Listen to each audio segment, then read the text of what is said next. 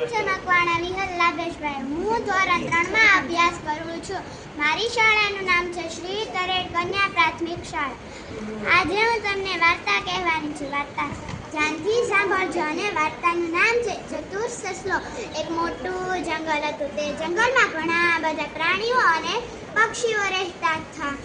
એમાં એક ચતુર સસલો પણ રહેતો હતો. રાજા હતો સિંહ. તે દરરોજ શિકાર કરી અને ખાતો. એની ચિંતા એક શિયાળભાઈને થતી હતી.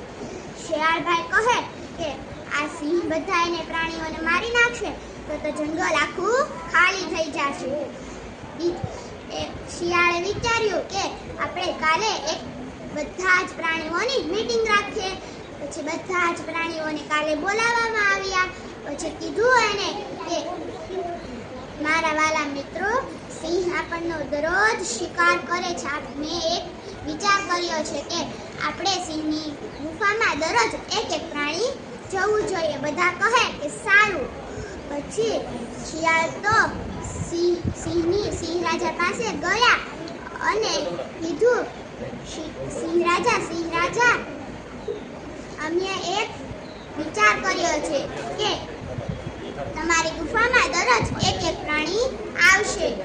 પછી તો સિંહ કહે કે ગુફામાં પ્રાણી ન આવ્યું એટલે તમને બધાને મારીને ખાઈ જાય.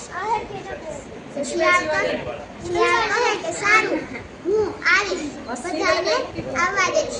પછી દરરોજ એક પ્રાણી જતું. એક દિવસ એક ચતુર સસલાનો વારો આવ્યો. ચતુર સસલો ધીમે ધીમે ચાલતો જાતો હતો અને